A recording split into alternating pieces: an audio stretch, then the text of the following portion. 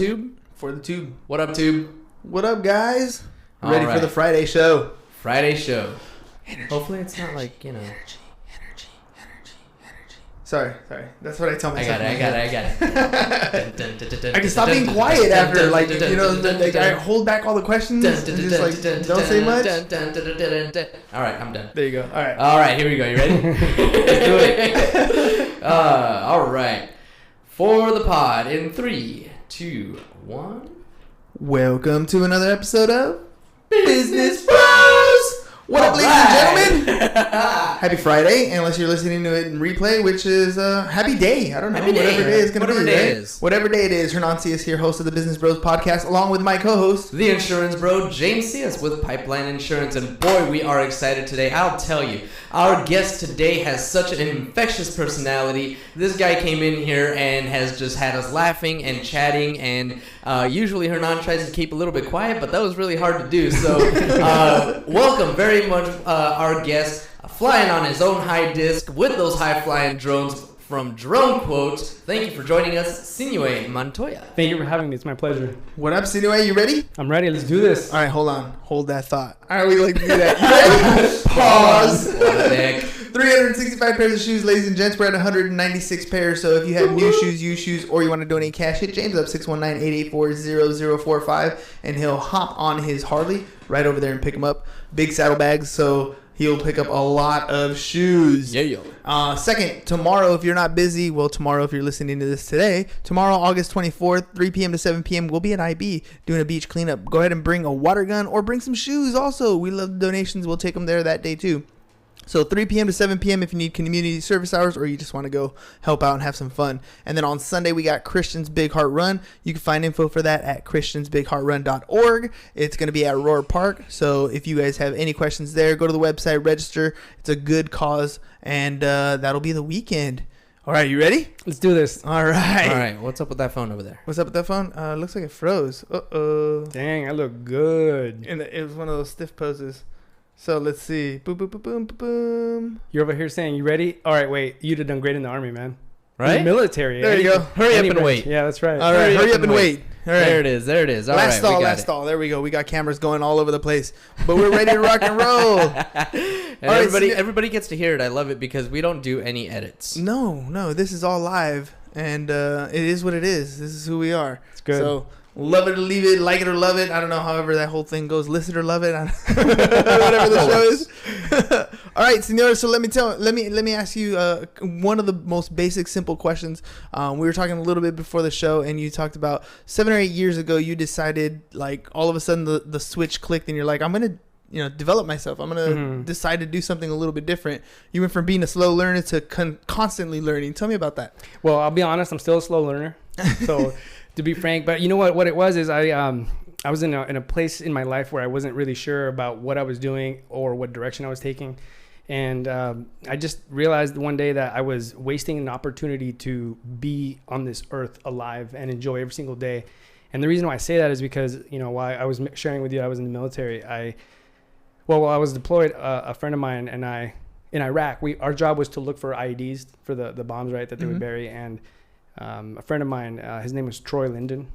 He and we switched places on a mission, and well, I'm here, right? Yeah. And unfortunately, my friend didn't make it, right? So I was in a dark place because I was dealing with a lot of survivor's guilt, and I finally realized that, hey, I have this grand opportunity to be alive, and I'm wasting it. So let me do something to, one, get out of this dark place, and two, better myself and learn more and do everything I can to be a better person that contributes more to society.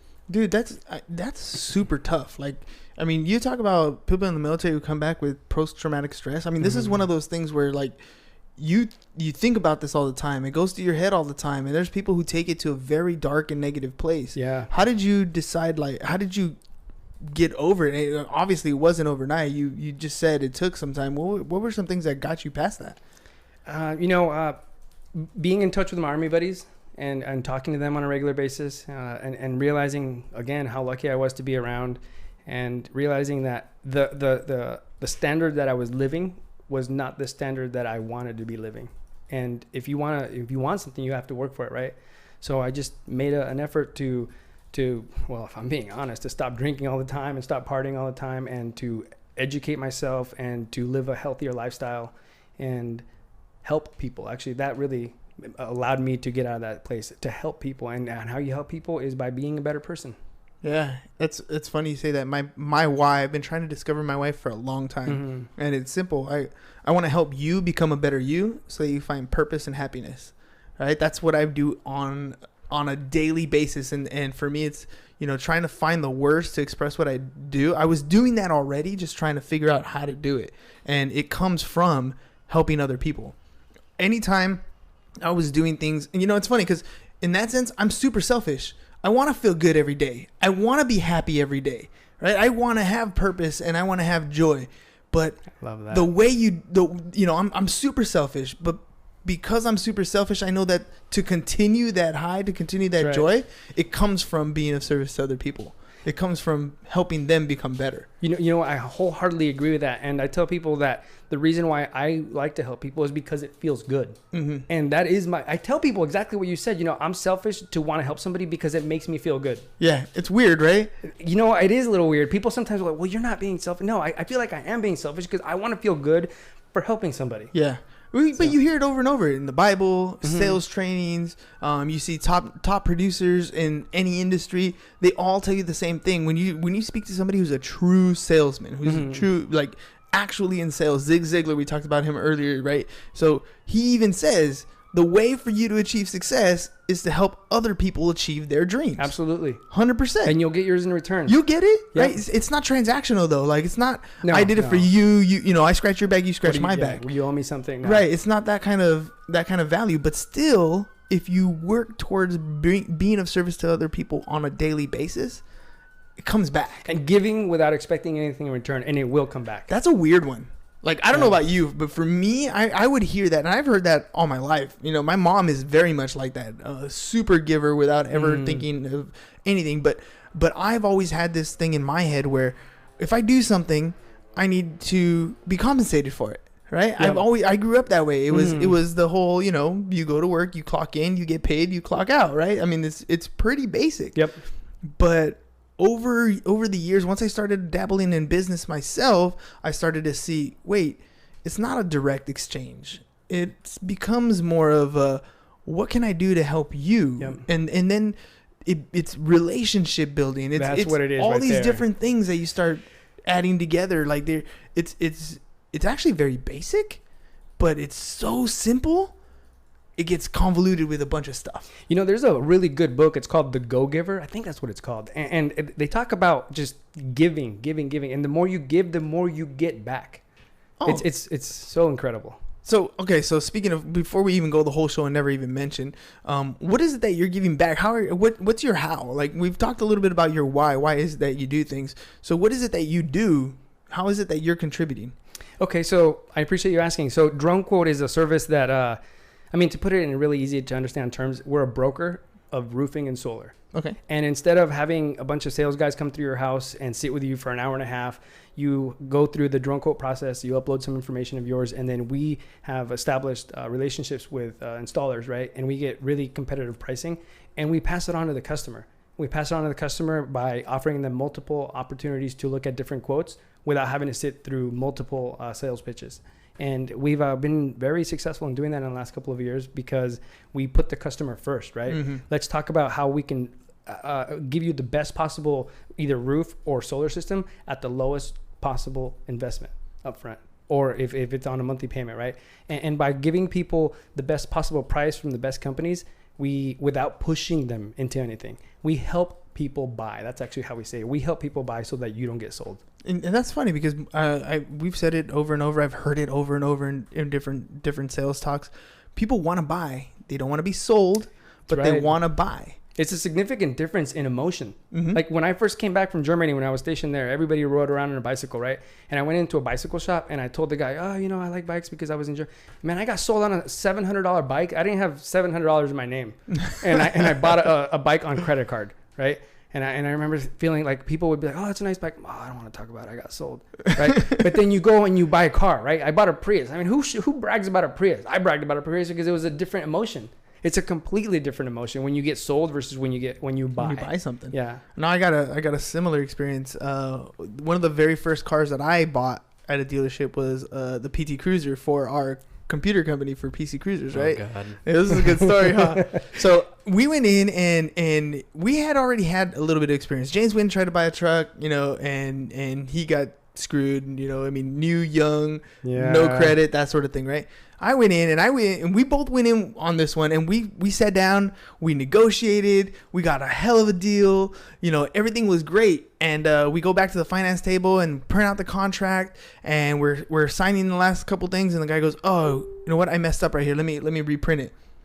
So he reprints it, and we sign everything, and we go and we leave, and we're like, "Dad, check out this deal I got." You know, I told him all the details, and he's looking at the contract. He's like, "That's not what this says." I was like, "What do you mean?" And we look, and we're like, "What the heck, dude?" They bait and switched you, right? And it was like sleaze. Like, I mean, when you talk about, you know, sleazy car salesmen, that was the sleaze that ended up happening. On the reprint, they changed the terms, right? And so it wasn't the terms that we had agreed to, that old contract.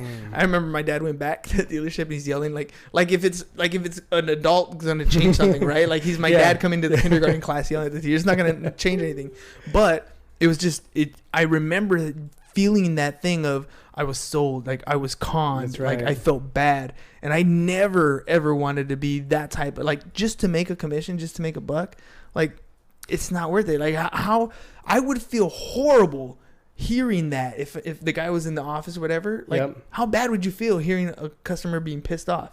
And that was before we had like chat rooms and Yelps and all that stuff. So I mean, it was easier to be sleazy. Yeah. Today you can't hide that sort of hard. stuff. It's much harder. It's hard. However, it still happens. So that's one of the reasons why I started my company with my partner, Riley.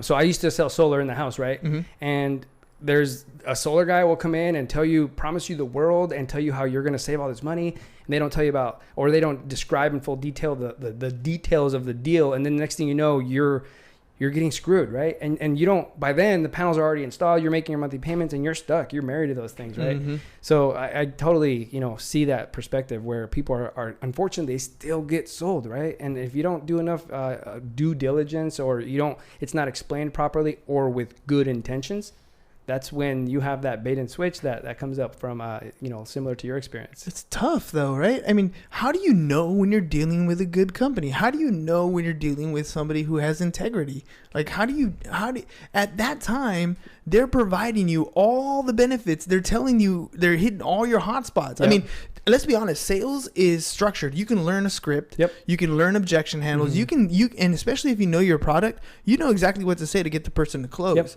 Yep. But does it always meet the value or the problem? Does it solve the problem that the customer has? Right? I mean, when you sit down with the customer, what did they call it? Something therapy the other day, right?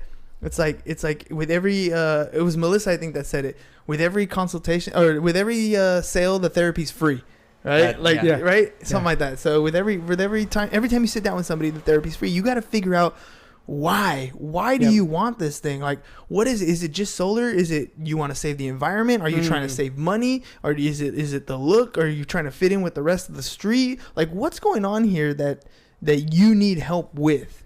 Well, in my experience, I've typically found that it's the whole saving money thing. I mean, let's be honest. People, they care about their planet, but they also care about the other green that's in their wallet, right? Absolutely. I have this customer that came through a few weeks ago, and somebody knocked on their door, and they sold them on a 25-year lease with a 3% escalator per year, starting at, I think it was like $85, something along those lines. And when we talked to them, we were able to offer them a 12-year purchase for like $85, same price, right? But on a much lower term, shorter term, with a similar payment and no escalator, right? And when I shared that with a homeowner, they almost felt sick that they had initially agreed to the first deal that they'd come through. Oh yeah, but things like that, like an escalator, for example, most people aren't gonna know what that is, right? You know what I mean? Like, most people don't know that that's built into their rental agreements. Yeah, like every year your rent is gonna go up. Yep. Right, and I mean it's a cost of living adjustment, so it's gonna be there and it's gonna adjust as you live in this property. This is why owning a home and having to fix 30-year payment Yeah. is much more beneficial than having a rental payment, because it's always going to go up with the market and you can't adjust it. You're never going to own it. It's and never going to you go don't away. own anything on it. You don't own the equity on it. When you leave it behind and you put some money in somebody else's pocket. Right. But these are things that, like, if nobody explains it to them, that's why they don't know. That's right. It's because nobody's sat down. And you think just because you've heard it over and over and over again, because you turned on a podcast, because you decided to learn something, doesn't mean that the other person hasn't. Yeah, and you don't know. Well, what you're saying is you don't know what you don't know. Yes. And sometimes people don't know to do research, right? It's really unfortunate. It's that we have like the world's the sum of humans' knowledge in our pocket, right? Yes. And yet, myself included, you make some mistakes that if you had just done a little bit more research, or had somebody had taken the time to explain something to you, or if you took the time to ask the questions, you would be in the know. And that's the difference between making an informed decision and making an impulsive one. Yeah. Right. Yeah, and the other thing is we make assumptions in things. Like, I did this. So there's this assumption that the younger generation is much better with technology than an older generation is, right? So one of the first years I started teaching financial algebra, there's sections in there that have spreadsheets, and it's kind of cool because I like spreadsheets, right? And so, I have the kids open up their spreadsheets and they start working on stuff. I'm like, oh, you got to do this, add this stuff. And they're looking at me like, what the heck are you doing, right? And, when we're done, okay, we're going to just send the assignment. You're going to email it to me, just add it as an attachment. They're like, email? Attachment? Like, they know how to run an app. Yeah. But it doesn't mean that just because they're good with this phone that they understand email, that they understand how to make attachments, that they understand how to run a spreadsheet. Like, they don't know those things. So we make assumptions on them and then get mad when they don't know what's up. Right? And so it's kind of the same thing. When a salesperson comes over, they're supposed to be the expert. The client makes an assumption that this person is helping them. That's right. That this person is understanding their problem. That they have their best interest in mind. That they have their best interest in mind. But it's not always the case. That person might come in with their interest of closing a deal, not necessarily solving the problem. How much can I get paid? Yeah. Yeah, that's so unfortunate. But again, if you do some level of research, right, and it doesn't mean break open a textbook and read it from front to back. It's just ask questions. Yeah, ask questions. That's the most important thing. Just ask questions. So were you always like this inquisitive when you wanted to know things about people, or like what happened in your life that you decided that like that changed, that made this change where you wanted to know more about other people? So I've always been really, really inquisitive. I will give credit to my mom. She showed me a lot of love when I was growing up, and she always told me to ask questions, which didn't really jive very well with the Army, because I was asking questions and then they wouldn't take too kindly to it, and then I would talk back, and then I'd be doing push-ups, and it wasn't, it wasn't a good. But you were fit. I was fit, yeah. Your opinions turned into muscles. Yeah, that's right. But I tell you what, though, that's one thing I really enjoyed about the military is that I was doing my own push-ups, right? Because I'd get in trouble. They put me in the front lean rest, and I'm sitting there in the front lean rest, like wondering, I'm doing this to myself, right? So just be smarter about things. Maybe keep your mouth shut. And it taught me a little bit of discipline, right? To hear people out a little bit more and to not push back always. But yeah, it's a matter of asking questions. What was life like before the military? Like, were you much more carefree? Did you have, were you disciplined? What was it like before? I was an idiot. Oh, right. Yeah. True story, right? Now I'm an idiot after the Army, right? So I always tell people, and you guys can't see it here on the podcast, but or on the video, but I'm 5'6", right? So I always tell people I'm only good looking and tall.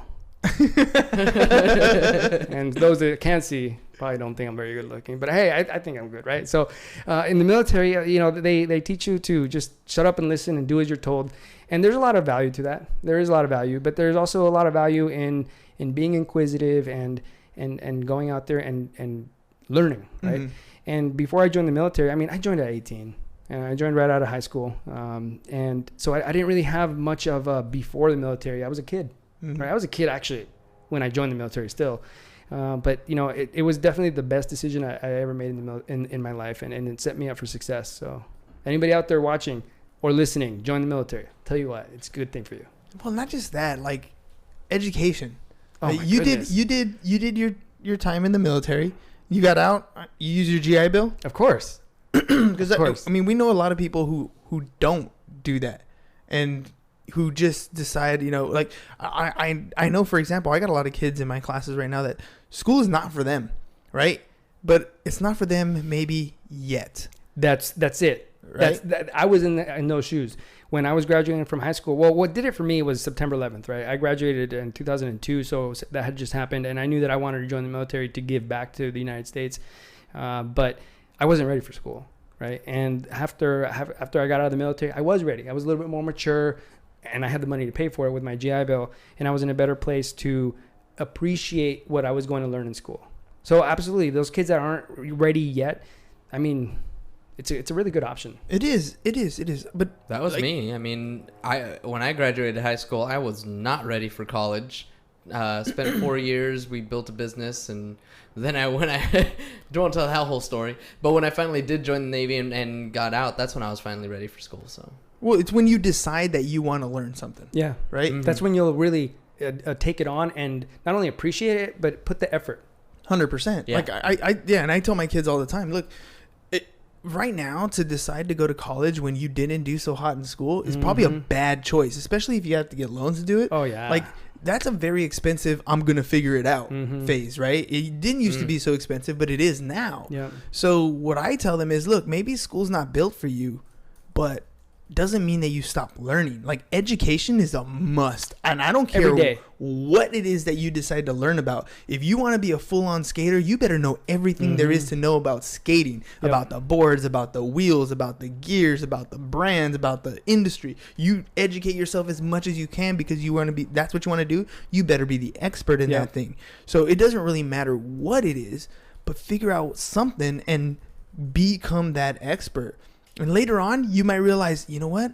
I actually like this marketing thing. I would like to learn more about how to actually sell these things in volume, in bulk, overseas. And then school becomes a good option. Yeah, and in today's day and age, you don't actually, go to school. I really believe in the value of school, but you don't have to start by going to school, right? Right. You can learn on YouTube, you can learn through podcasts, you can learn through, there's many different mediums through which you can learn that don't require you to take this huge loan and this risk of getting into something that you end up not liking, and then you have this debt that you're carrying along with you. Get into something that's going to pique your interests and learn more about it on, for example, YouTube. I actually learned how to sell. I learned how to sell on YouTube from YouTube videos. When I got the job selling solar, I didn't know a lick about solar other than the sun shines and it creates electricity. And then they were like, all right, now go out and sell. And I was like, oh, dang, they want me to sell. So I went on YouTube and I learned about all the specifics that I needed to learn about solar and how sales techniques. And that's actually when I started learning, listening more to Zig Ziglar and, those kinds of coaches. And it's all on YouTube. It's free. So there's really no excuse for you not to learn something. Well, that changes the dynamic of everything, right? Like it used to be where all that was confined in these four walls in this university where if you wanted to learn something, that's where you had to go. Like you're about my age, so when I was a kid, there was no internet. If I wanted to learn something, it was I go to the library and check out a book, which didn't even know if it had the information I wanted, right? Yeah. Or I was limited to the Encyclopedia Britannica that was in my at the house, right? That's it. That was the extent of what I knew. Or I could ask somebody, but I don't know if they knew like anything. It was just hearsay, right? So it was a very limited amount of information. But today there's an abundance of information. Now it's a matter of, do you have the characteristics? Do you have the drive to want to learn something? It's not a matter of, can you learn? You can learn. You learn to play Fortnite. You learn to play, you learn to use your smartphone. You learn to create all kinds of different videos using Snapchat. You can learn. Do you want to learn? Yeah. That's the defining factor. There's so many opportunities out there. Do you choose to do something? Well, it's all relative to how bad you want something. If you really want something, you're going to go out and do it. If you don't want it, then you're going to talk about it and not, well, I hate to say this, not be about it, right? Right. You're just going to run your mouth, and there's a lot of people that do that. But if you really want something, put in the effort, put in the hard work, and eventually with enough time and enough effort and if a little bit of luck, right, you typically will get the results. Yeah. And then there's always the things that stop you. Right. And these are some of the things that I've been talking with my students lately a lot about is things like fear. Right. Fear is I like the Matrix analogy. It's just a construct in your mind. Like if you're afraid of heights or you're afraid of water, like they don't actually do anything to you. Yeah. Like a pool of water is a pool of water. It's not grabbing you. It's not holding you down. It's not trying to slap you or anything. It's just water. And if you have a fear of water, you've created that fear in your head. So you need to learn to overcome yourself. Like those are some of the most difficult things, in my opinion, to overcome things that you've set barriers to. But you do them, one brick at a time. You just you knock off just a little bit. You break off just a little bit. You dip your toes in the water. Then you put your, everything from waist up. Then you go in where you can stand up, and then you start dipping your head underwater a little bit. It's just baby steps. Before you know it, like you're swimming back and forth, and it doesn't matter whether it's a 6-foot pool or Lake Powell, you can't see the bottom, or the ocean. It doesn't matter because your swimming is the same motion every single time. But you got to decide that you want to take that leap. Well, I believe that there isn't anybody that has achieved great success without taking a big risk on something that they were scared of doing. When I started my business, I left behind a well-paying job, and I wasn't too scared, but I was in the back of my mind. I did have the fears. Okay, I'm a single household income, right? My wife is a stay-at-home mom, and that did cross my mind a little bit here and there, but I can't let the fear hold me back, because if you let the fear hold you back, then you live in fear, and your life will go by, and then at the end you'll have all these regrets of not having attempted to do something. Yeah. I think it was Les Brown is one of those motivational speakers, and he was talking about how, imagine yourself on your deathbed, and you're surrounded by like the ghosts of all your dreams and ambitions, and they're mad at you. They're like, you could have had the riches, you could have had the fame, you could have had the house, the car, whatever you wanted, but now we got to die with you. Yeah. Like now we're here. Now you've wasted away. You didn't do it for whatever reason, and all these ambitions are dying with you. Like that thought, or that I hear Gary Vee talk about looking at somebody who's 92 years old, and they tell you all the stories, but you see regret in their eyes.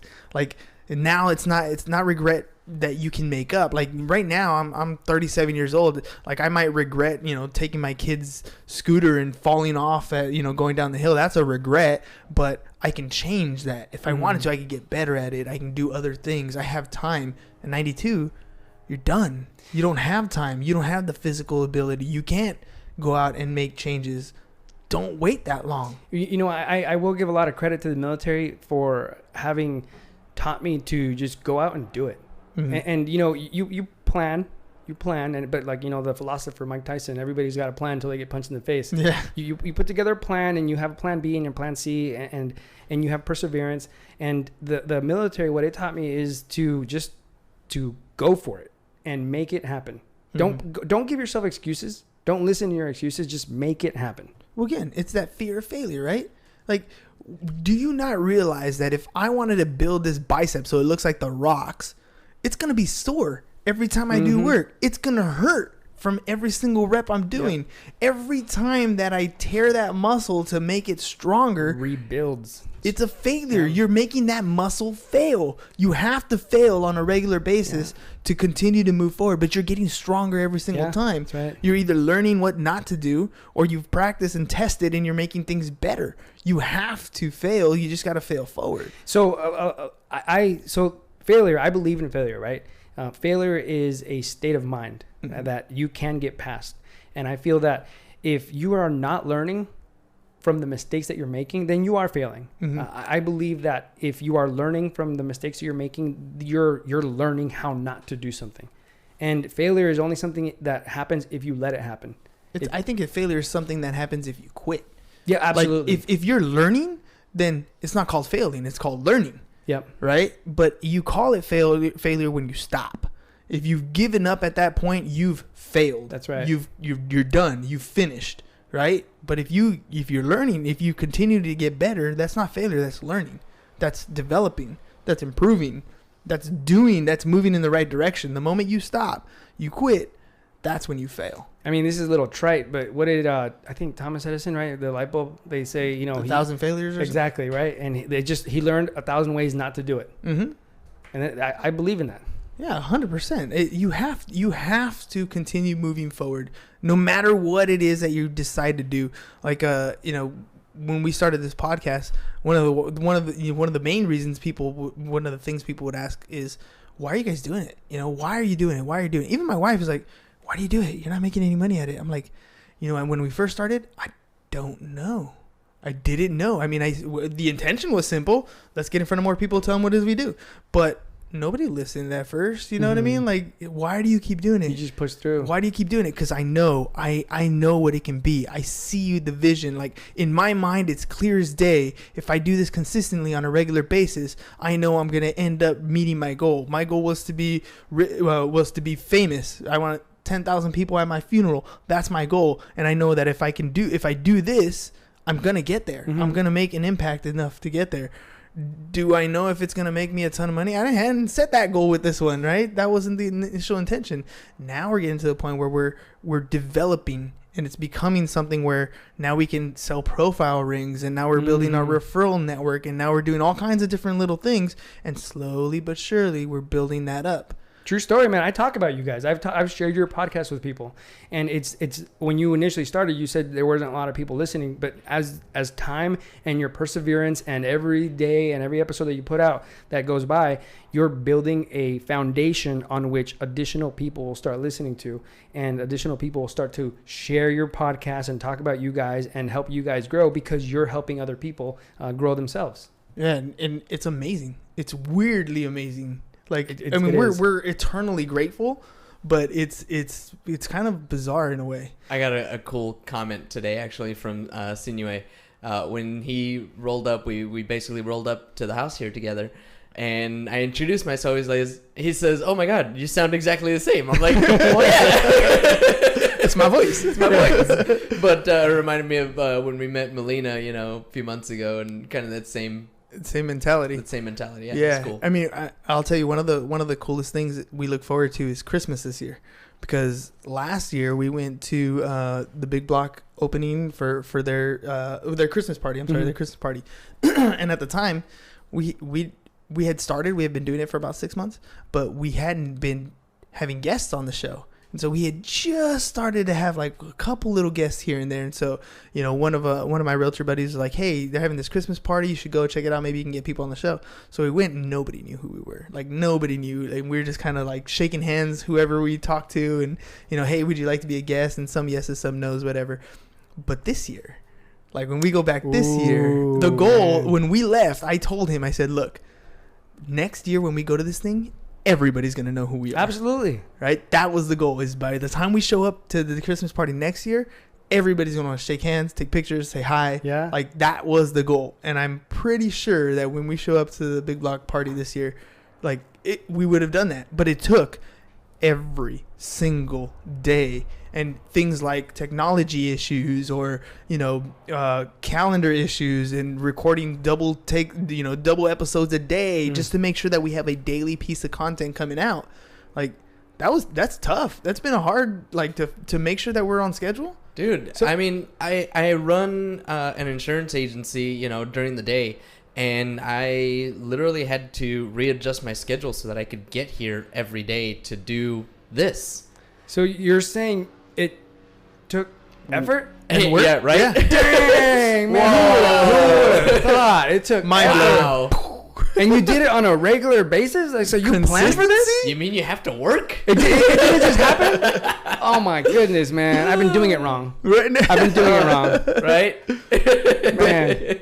That's how you do it, right? Your business, right? It didn't come overnight. It didn't. It didn't work the very first day you decided to do it. No. Hell no.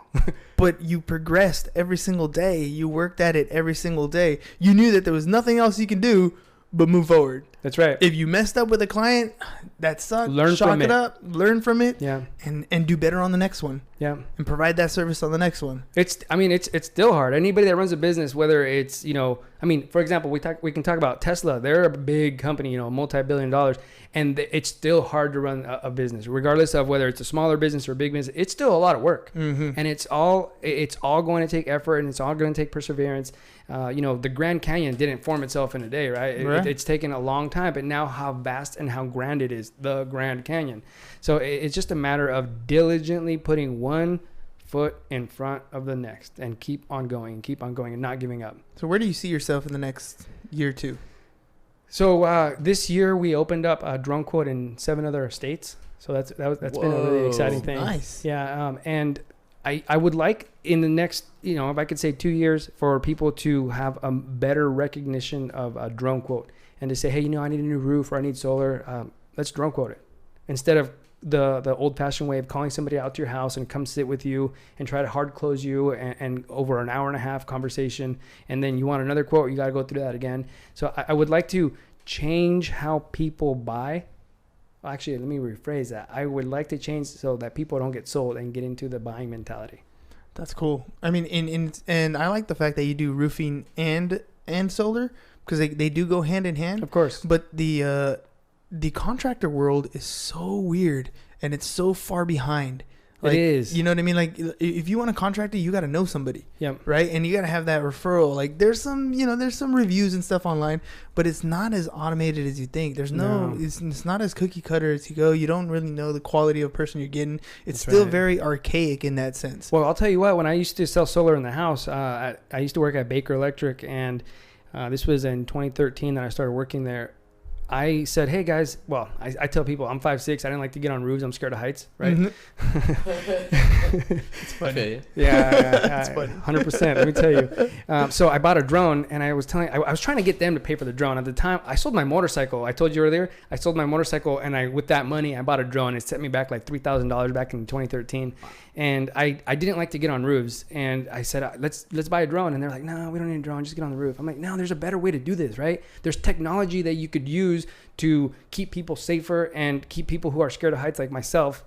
I'm just going to throw this out there. I mean, I'm not the insurance guy, but wouldn't that be beneficial for a workers' comp policy? Yeah. We don't send people on the roof. We send a drone. Yeah. That's it. And I suggested this to them, and they pushed back. So I said, I'm going to buy a drone myself. And I noticed that customers were really appreciating the fact that I was offering this kind of service that nobody else was offering, and using a drone and setting myself apart. And it definitely put me well ahead of the pack. And when I started realizing that people liked the fact that I was using a drone, wasn't getting on their roof and putting them in liability or messing up their roof or what have you, and they were buying more from me, and I was making more money because I wasn't missing any details on the roof. I was able to get all the specific measurements and everything.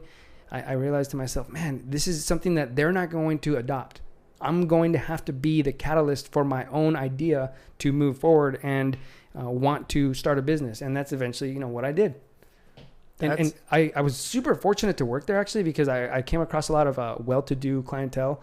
I'd walk into houses where the living room was the size of my house, Yeah. and I whenever I walked in front of whenever I sat down with a homeowner that was a well-to-do person, my objective was not to sell solar. It was to learn from that person. And I would always ask that, I would always ask, what have you done to be successful? And was Dale Carnegie said, if you invite people to talk about themselves, they typically will, as you could tell by me going on, right? And these people would always say, I started a business. And I'm like, man, y'all doing really well for yourself. You're starting a business. I'm over here, like, working for somebody. All right, let me do this. I have this idea that I'm working on. I have this thing that's working out for me. Let me take the leap. And at least I could say that I've done something like that, right? Yeah. And it's... Well, and I love that aspect, that please teach me something. Absolutely. Right? Because let me guess, and you tell me if I'm right or not. You sat in front of these people. You asked them how great they were, if they can share what they've learned, and they probably did. And then at the end, they signed the contract without even talking about what it was. Yeah, most of the time they would buy, yeah. They would. Because you invited them, I invited them to speak about themselves. Mm-hmm. And that has it endears people to the other party when you ask them about themselves. That's one of the reasons why I like to ask questions about people and be inquisitive, is they tend to remember you more the more they talk. And they feel like, oh, that was a really good conversation. When in reality, they were just talking about themselves, right? Hey, but you know what? Who am I to stop you from talking about yourself? I want to learn. You can potentially teach me something that I don't know. And I don't know what I don't know. Right. So please, go ahead. I mean, we say it all the time. Like, that's how our podcast got to the point where we're at. That's how video came into play. That's how, the little banners that we show up. That's how the live stream, that's how our fan page, like, all that stuff happened. Not because we knew it, but because everybody who came on the show said, hey, you should do this. Yep. You should check this out. You know, Yep. like, I mean, So we're gonna implement LastPass on in the agency. because pretty yesterday soon. Melissa said, you got 40 people and you're changing passwords how often? Like, you should try this. I Right? use LastPass. And See? and, There you and go. that makes all the difference in the world. But we didn't know it existed. Yeah. Right. Exactly. But the fact that we got to sit down and talk to them, not only was it a great story, Yeah. right? Not only do we get to know you as an individual, but we get pieces, little gems that help us out in our own business. Well, when I was when we were talking earlier, I mentioned that you're very, I don't want to say lucky because you made it happen. So you're very fortunate that you've been able to build this to what it has because you have people come in on a regular basis and share with you, Mm-hmm. and there's so much to learn from them. For sure. Exactly. For sure. I Joe Rogan, for example, great podcast, right? And prior to his podcast, when I would see him on like news radio or whatever, I would never say that Joe is a smart guy. He was like a comedian, Mhm. right? I would never say he's a smart guy. But now today I would say he's really smart. And the reason why he's really smart is because every day he's learning from somebody. He absolutely. hears somebody's story and he's getting all kinds. Yeah. I mean, the amount of information that is in that guy's head, thanks to all the guests that he's Yeah. had. I mean, he's a very smart dude, Yeah, right. and he's very insightful. And what he says, like, carries weight Yeah. because he's had that experience. And I'm just like barely scratching the surface on that, and it's so awesome to be able to meet all kinds of people and hear all kinds of stuff and just learn. Like, we talked earlier about how when you get in the car, you're always learning, podcasts, audiobooks, whatever it is. And I always joke, and I'm like, I wish I could do it like the Matrix and just like plug it in. Oh and just, my goodness! I've had that fantasy right? before. Yeah, Just just plug me in. Yeah, or Right. or what was the bad guy in the Green Lantern? His brain gets all huge, right? Because Oh, I don't know. I I don't didn't remember watch his that name, Ryan but- Reynolds movie. it's Yeah, Ryan Reynolds, I dude. watched it. Yeah, no, Ryan Reynolds is my man crush, dude. So I have no problem with Ryan Reynolds. But anyways, so same thing. Like, all his head gets super huge because he's just wealth of knowledge. Like, that would be cool, except for the big head thing. But just the wealth of knowledge is exactly what I'm looking for. Like, I don't know when it happened, but it clicked that I wanted to learn. I've always had this thing about I want to know. Mm-hmm. And this provides the opportunity. Like, my wife says, go do the thing you love to do. I'm like, yeah, I love to learn, man. That's the thing. I love learning from people. And the more I know where you get it from. You get it from the old man. That's probably true. Yeah. your dad's like that. My dad's Yeah. like that. Yeah. That's cool. I watched more documentaries with him as a kid than I have as an adult. Because that's just what he does. He'll just sit down and watch documentaries all day. But now you can go on Jeopardy and do all right. Yeah. What is a Boy. cookie? What is a cookie? Oh. Danny. Oh, Daddy. Funny, man. So Sorry. I missed that joke. It's inside. Yeah, so yeah, I'm on the yeah. outside. Totally, yeah. But I the more you know, the more valuable you become Mhm. to not only your own success, but to the success of others, and that makes you valuable to them. And the more solutions you could provide, it just increases your value. You know? Yeah, for sure. 100%. And it's super important to learn about things that you don't agree with too. yes. I'm really big on that. To have perspective. Yeah, exactly. Like, to understand that just because you don't agree with the emotion behind it, there is a logical argument to it. That person believes in it because of XYZ. Now, you may not agree with it, but if you understand where they're coming from, like, all of a sudden you can have a conversation. Like politics, for example. I don't watch the news at all. I don't watch any of the what's going on with stuff, and I feel like it's made me that much of a happier person. When I have a conversation, it's not about, are you red, are you blue, are you you believe in this, you believe in that. Like, people don't think like that. No, it's People are just people, and they have their own opinions, and you can talk to people and understand who they are as a person. And once you understand who they are as a person, then you can see why they have an argument to one thing or another. Yeah. But we're still people. Yeah. Like, you watch that stuff, it's going to divide you. It's going to set you, it puts you, I feel like a civil war. Like, you're two idiots that are going to line up 100 feet from each other and use a musket.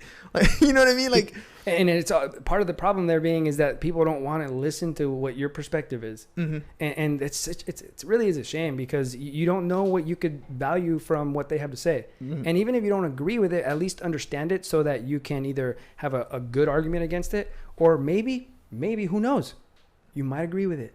You knows? never know. You never know. All right. How about Ask the Bros? There you go. Let's He's do the been Ask the Bros. preparing. He Yeah. preparing. He warned us ahead of time. Yeah, I've been thinking about this. So If you don't mind sharing, what has been one of the hardest learned lessons that you feel you grew the most from? Hardest learned lesson. You know, it's funny because doing this whole finding your why thing, you have to come up with stories in your life where things happen and you know, you learn from them. So like I remember, like, one of the biggest lessons I remember was I was in second grade and the teacher it was like, you know, you get to pick the sticker you want, and my table was a good table, whatever. And so she laid down some stickers, 4 stickers on the table, a group of 4, and everybody just went whoosh, whoosh, whoosh, really quick and like grabbed them. And I waited and I just grabbed the one that's left, and she was like, "Did you guys see that?" And she makes everybody put the stickers back on the table, and she's like, "You were very respectful for waiting for everybody else. You should pick first." And like that sort of thing stuck with me. Like, if I'm good to other people, wow, if I'm nice to them, things will come back. Now that was an immediate second one. grade? And that was second grade, and that was something immediate. But I will never forget it. Right? And I'll give you one more. When we were kids, we were supposed to go to intercession, and I convinced my brothers to go to the beach, and so we ditched school, right? And so we went. We had a good time. Came home. I was making sandwiches for them. I mean, it was a good day. Mom pulls up early, and we're like, "What the heck?" And she is furious. The school called her. We didn't go to school, and she was like, you know, and we grew up where mom and dad worked, so you know, she's at work, gets a phone call from school, "Hey, the kids are absent today." And where she's like, "What the hell?" You know, I dropped them off at the spot. You know, so now she's worried. She's worried. So the whole, you know, in our eyes, we had a great day. In her eyes, she can't find the kids. She's calling home. Nobody's answering. You know, all that sort of stuff. She's panicked. We got our butts whooped that day. Yeah. But she had called my uncle, and she had told him, "I can't find the kids. You need to help me." Whatever. He comes up to the house after she whoops us, and he gets us in the room, and he's like, "You're a dumbass, dude." He's like, "All you had to do was tell mom you missed the bus, and you would have been fine."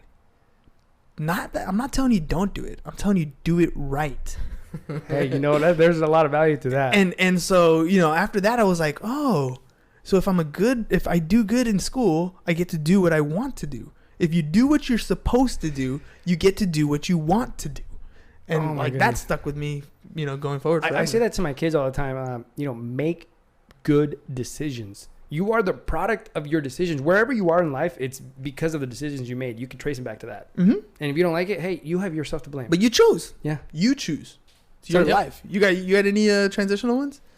Oh man, really good question. I mean, I think one of the biggest lessons has been kind of a recent one. My wife and I were separated for about a year, and prior to that, you know, there was a lot of just kind of being codependent, I guess. And so having that separation and learning to expand my network and have a support structure that was outside of just, you know, her and myself or whatever. And it's funny because I approached it in a completely different way than when I was in the Navy. So when I was in the Navy, I got my heart broken, and that's what actually sent me into the Navy. And I still chased this girl for like a decade, even after that. But I spent basically 5 years where I was single, not dating anybody, not, you know. And I went through this time period where I got really bitter and angry and like, you know, whatever. So this time, you know, during my wife and I's separation, I approached it in a way where I didn't want to get bitter again. I wanted to continue to have an open heart, but find a way to have a network and a support network and people around me that, you know, would help me through whatever different things that I was going through. And I have made some of the most amazing connections and some of the best friends over the past year and some change that, you know, I know that they're going to be lifelong relationships. I think what I take away from that is that, you know, when, you know, I've been married now for 7 years, and it's easy to get dependent on one another and lose sight of the fact that you're still a person, right? You're still an individual, and you have your own thoughts and your own emotions and whatnot. So that's what I take away from that. And that's a good reminder of that. Yeah, that's exactly what it is. And so like now we're back together, we're living together again, but we still maintain very autonomous lives. And that's really important because it endears you to one another more. Big time. Yeah. Okay, one more question. Yeah, go for it. So either last audiobook or last book that you read. We're both Finding Your reading Why. Finding Your Why right now. Currently, Listening. yeah, currently. And then the book I read before that was The Compounding Effect. Oh, I haven't heard that. I'm gonna have to check it out. The one I read before was Help Them Grow or Watch Them Go. So it's all about managing employees and seeking ways to help them grow within your business to find fulfillment, and otherwise they're gonna go find it somewhere else. I'm sure one of the themes in that book is appreciation of others. Hell yeah. Yeah. Oh my goodness. That's one Absolutely. That's one of the keys to my success I've had in my life is appreciating people. It's actually and telling them that too. Funny Yes. enough, a big part of it is also about helping them find their why. Absolutely. And discovering, how it fits with the organization that they're in. You're literally the title says it, helping them grow. Yep. Mm-hmm. And when you do that, you're more than just a source of income for them. Right. You're a source of why. Right. That's awesome. Yep. Man, Yeah. you're going to have some employees that are going to see you into your entire career. Oh, yeah. They're going to be with you forever. They're going to Yeah. be your friends forever. Yeah. That's what ends Yeah. up happening. That's what it is Yeah. right there. They're going to be your friends. Because you've helped You're them. going to be your family. Mm-hmm. That's awesome. Good for you. Yeah. Good questions. Very good questions. I Yeah, like I it. Made I me like think. it. Holy moly. So what is your favorite color? No, I'm just kidding. Yeah. Orange. Blue. I saw that. Orange. All right. I'm going to have you look at this camera right here. Tell people how to get a hold of you. You want to get a hold of myself, you can reach out to me, 760-877-6941. Hit me with a text.